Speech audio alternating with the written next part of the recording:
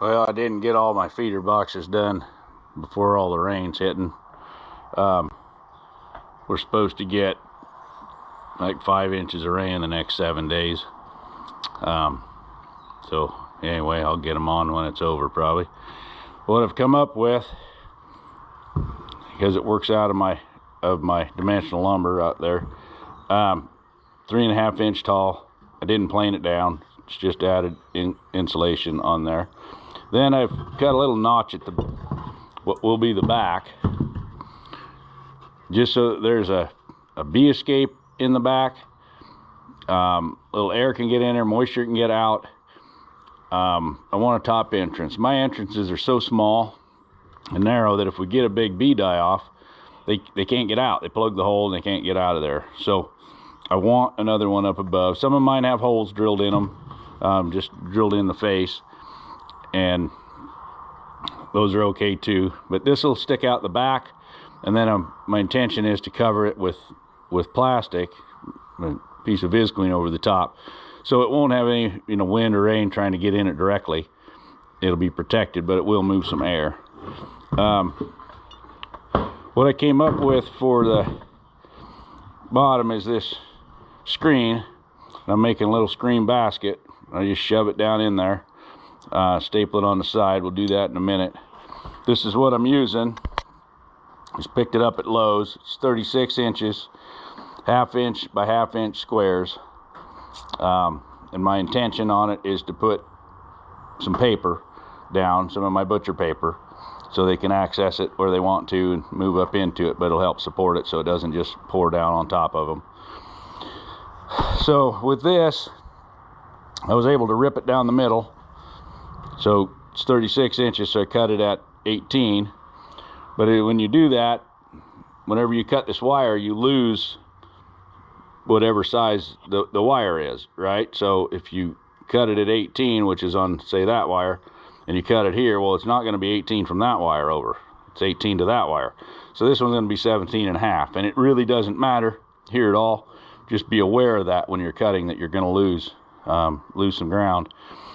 So I went through and cut a whole roll of it up, and then I set up to a simple jig to make the wire basket. We'll go ahead and do that. So my wire comes down here. I know I've got 1 inch on each end of it, and I've got 1.5 inches on the long side, on some on both sides, and 1.5 inches on one and 2 inches on another, on some others. So if I go ahead and just space it on this one, I can cut my notches and know I've got them right.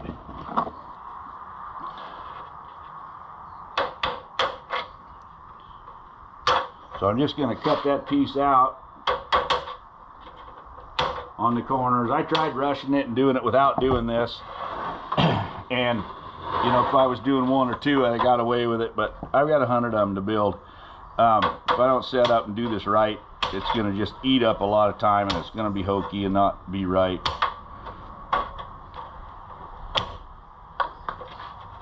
And this wire is not square, so as they push it and roll it out, it just gets kind of cattywampus. So all I can do is line up where I want to be on each piece, and then I bend it. Stick it over the edge just a little bit, bend it up, turn it, and this board is square, but it's showing that the wire is out. But as long as I put it to the bar that I want to bend on,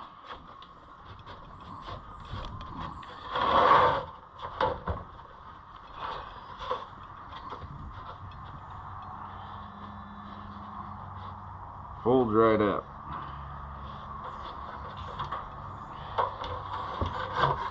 Alright, then I'll take that out of there. And we'll use this one because it's already on there.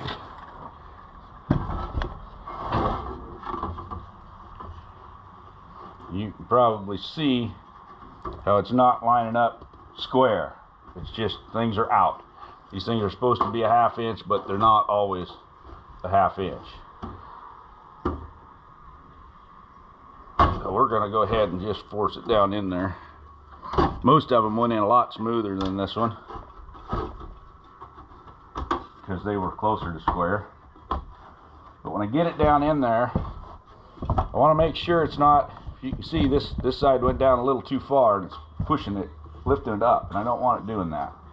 So I want to lift those corners up.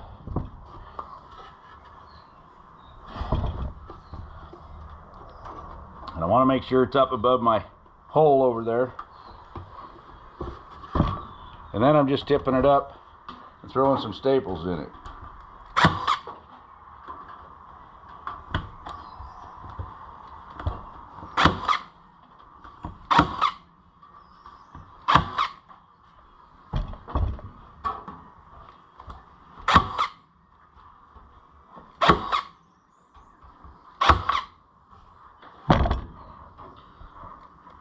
And hopefully next year I'll go through and get these things on them earlier. But if I've got them all planned and prepared and ready, next year I won't need them because they'll all have plenty of food. But I'm also using them as an insulation box, so they're not going to hurt a darn thing. And I'd like to be able to put them on there earlier so that they can propolis them, get the propolis built up on the side so they'll seal better, because right now they're going to struggle with that a little bit. I may have to tape a few of them that don't sit quite flat, but hopefully I'll have enough weight in them. But my intention then is to put sugar in here, probably a couple of globs of pollen, just dry pollen. It'll absorb moisture and sugar as they get it wet, and when they're ready for it, then they can access that. And then on top will be burlap to fill it in, the rest of it, and we'll see if we can get them through another couple months. So when I get ready to put the paper on them and load them, I'll shoot another video. For right now, I just got a lot of them to build.